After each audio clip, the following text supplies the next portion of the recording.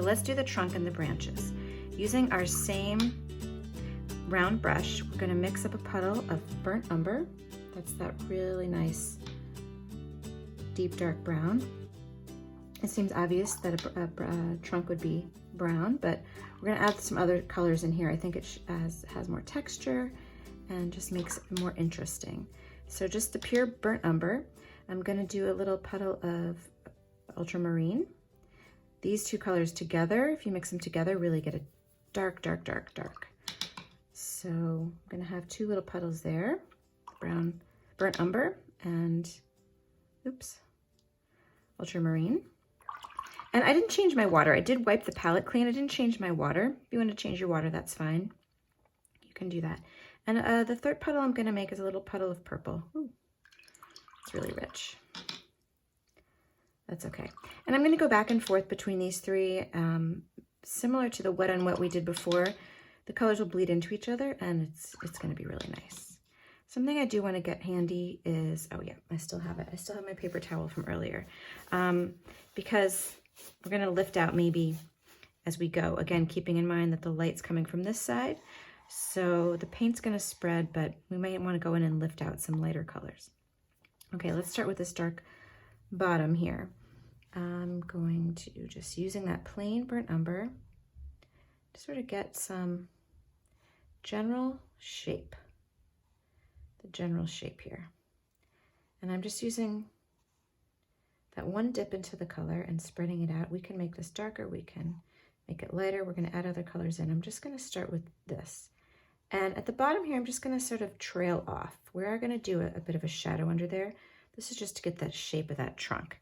Okay, let's show you what can happen. A little bit of blue, dip a little bit of blue in here, and just touching the blue, you see how it spreads. Similar to what we did before with the plain water and the pink. Just gonna touch it on the darker side and right up underneath where it hits the leaves would be darker. And it's just gonna spread. It is, you see it's spreading across a little bit. That's okay. We're gonna leave that for now and let it just dry just a touch. While that is drying, let's go up and do some of these other branches. So we are not gonna just go straight over. We're gonna go in and out. So we may choose to go over some of the pink that we've done, but for example, that's a little bit thick. Let's thin that out just a little bit, a little too much water. So if you do have a puddle of too much water, just dry your brush off a bit and just touch it to it and it will soak up some of that water. Yeah, there we go. Okay. So a little bit of burnt umber, and I'm just gonna sort of position where I want some of these branches to go in between, in the spaces we left in between.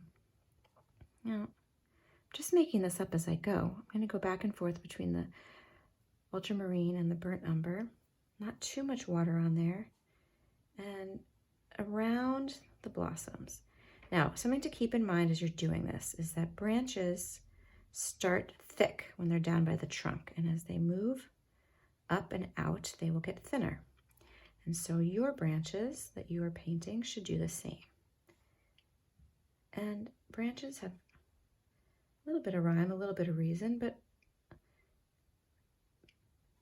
they're also, we're creating this tree, so we can go as we like. So I'm skipping around some of the blossoms we drew, but I'm gonna go through some of it too. And I'm just going in and out, in and out. Okay, I'm gonna stop there with this brush. We may use our thin rigger to go back later for those really small ones. So I'm just mixing a little bit of this French ultramarine with the burnt umber to continue. All right, let's see. Where should we need some more? I didn't leave as much white here as I thought, so we might have to go in and right on top here, create the branch that's coming up. Again, I'm not going exactly on this, but this nice thick branch trunk that branches off, and you can very clearly see how it thins out as it goes towards the top. So I'm sort of mimicking that. I'm not exactly mimicking where that goes, just giving myself an idea. And I'm filling in here where there's white spaces. that we left, that's where I'm really filling in with the branches. So let's see. You want it to have some sense. So in your mind, even if you're not drawing the whole thing, like think, okay, well, this branch is going to go up here. Maybe it'll split when it comes up here. And we'll have some, I do have a nice opportunity with white space right here. So let's really get a sense for the branches there. And I'm just stopping when I get to an area that I have a blossom. And sometimes I'm going right over the area with a blossom. And real thin, using a real thin top of that brush there, getting some more branches. Just back and forth. I need to make a little more burnt umber here. Okay, and then this over here too. This needs to be a little more defined. And this area is all filled. There's not as much white space on this side as there is over here. So I'm gonna have to, let's see, I think I'll bring this up a bit. So let's see, we have a branch going up in this direction. We can't just stop. It's gonna pop through here a little bit. We'll see it popping through. By the time it gets up here though, it's gonna definitely be thinner. And let's have it pop through up over this way. Okay, same thing. This one is coming up over here. That's gonna split again. We're gonna pretend. And this way, can't just lose it. Let's throw it in here. Okay, and certainly whenever we have this white space, is a nice opportunity to throw in more branches. I don't want to overdo it with the branches, but we need something else over here. They're not supporting themselves, so let's have a branch coming down this way. What's really cool about cherry trees is that they are very, I don't know what's the word, they're not at all smooth. They're very bendy and old looking. So you can make really cool branch shapes. This doesn't look like it matches here. So let's figure out how to make that work a little better. Yeah. Even though you're adding lines, they can't just be crazy lines. They should connect to something. Okay. So at this stage, I think what I'm going to do is switch to my rigger. And we'll do some of these really fine branches up here. So the rigger is the long, thin one. And I'm using the same colors and a little bit of the blue, a little bit of the brown, making a little mix, just dragging it through. You don't want too much water on your rigger because we're trying to get thin lines here. So tap it there. And these are going to be where I'm adding those very thin lines. You can, if you feel comfortable enough, you can hold the rigger, got a fuzz there, hold the rigger way far back. If you're not sure, you trust yourself as much, and you can hold it closer, but it's sort of fun to see where it goes. It'll just sort of catch the page and drag it about. And these are the very thin branches at the end. And most of these are probably going to be over the blossoms that we painted earlier, unless you've left yourself a lot of white towards the top. Oh, this is fun. It is nice to have a reference to look at, but really you can just sort of, at this stage, we're just looking at the painting itself and where is there a hole and where do we need to add something? Where does it make sense to see a branch popping through? I think we'd see some coming down here. Cherry trees do grow wide, as I mentioned before, so you may have some branches that pop out and down. Okay, keep going back and forth. Just some purple got in there, that's fine. We're going to use more purple on the bottom tree. I'm sorry, not bottom tree, the trunk. That is the bottom of the tree, I guess. But okay, still have our rigger, doing some finer lines here. We don't need to overdo it, but this is a tree. Trees have branches, so I see some of my pencil lines poking through here, which is fine. After it totally dries, if that really bothers you and you haven't covered them all, you can erase them. And the kneaded eraser will work fine. You just have to make sure it's completely dry. Okay, let's add a little bit, a few more real thin. I'm still using this rigger to get these really fine lines. And then I'm going to go back in and we may darken some of them and we are going to add some more texture to our trunk. Okay, so now I'm going to, again, I have these three colors, the burnt umber, making a little more puddles here, the ultramarine, and I haven't used much of that purple yet. It kind of got dragged into some of my upper branches, but I'm going to do that now. So I want to get really dark, so I'm going to mix all three of these together, just drag them together. And on this side, let's see how dry, oh, it's a little damp. That's good. I'm just going to touch, similar to how we did to the blossoms. I'm not making a straight line here. I'm just touching here and there and going across in a few spots. And if you have a chance to look at a cherry tree or any trunk, any bark for that matter, it really is sort of very mottled looking. So I'm just touching one side of these thicker branches in the trunk, and it's drier down here at the bottom. It's not spreading as much, and it's wetter up here. It is still spreading. That's fine. I don't mind that. And in fact, I like that. I'm going to just clean my brush a little, and without adding any color, just sort of drag this across and pull it around, because it does give that mottled effect of a trunk. And up here where it's still light, I can go back in and lift out this side, where it's still wet, I mean not light, and touch this paper towel down and lift out on the left side.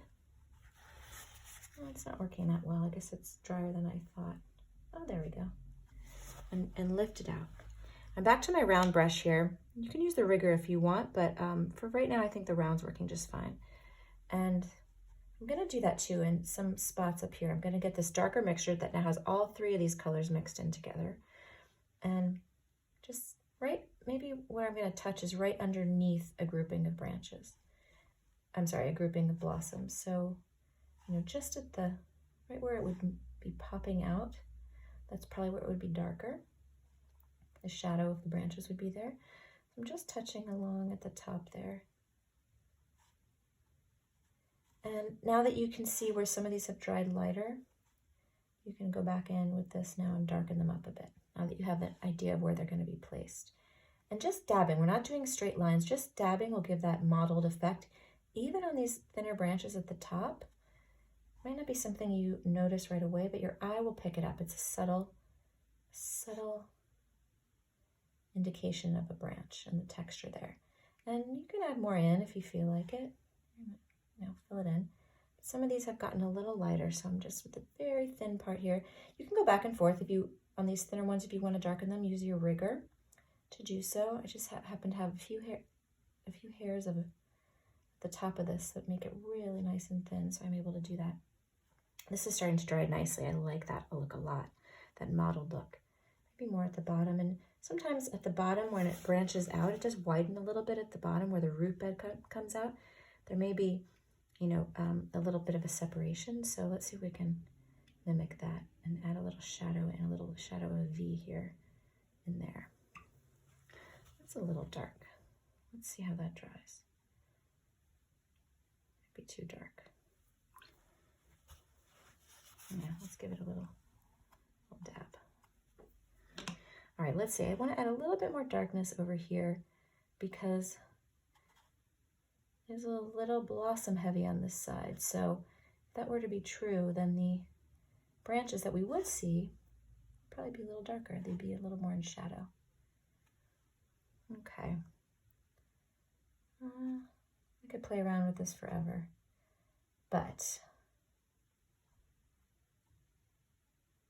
we will have to stop at some point. That's always the question. When do you know when to stop? I think the best answer that I've heard is when you get to the point where you think, what next? That's usually a good place to stop. Because sometimes the next is the wrong thing. Okay, I have a little fuzz down here, a little dribble down here. All right, this part I think is fun, and this is a good stage to do it. There's a couple ways to handle the base. Right now the tree is here floating in the middle of the page. It's where we chose to put it, that's fine. But I want to give it a bit of a shadow. In my value study, I just took a swoosh of that same blue, but the whole value study was done in blue. So here we have a couple options. One option is just to get a damp brush, and while the base of this trunk is still a little bit damp, you can do the same thing. Just take your wet brush and start a little bit to the side of it and pull across, and you'll get pull down some of that brown color a little bit. That's what I'm going to do right now. Another thing you can do is make a little bit of a green color. If you want to really add some more realism here and have it be on grass, you could mix just a tiny, tiny little bit of green and pull that across. I'm going to see what happens here. If this is too dry, it won't work as well as I'm thinking, but let's see. Again, just a clean, damp brush.